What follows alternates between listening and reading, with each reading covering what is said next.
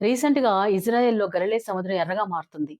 ఆ సముద్రం పైన యేసయ్య నడిచినట్లుగా మనం బైబిల్‌లో చూస్తాము. అనేక అద్భుతాలు, ఆశ్చర్యకార్యాలు దేవుడు చేసినట్టుగా చూస్తా ఉంటాము.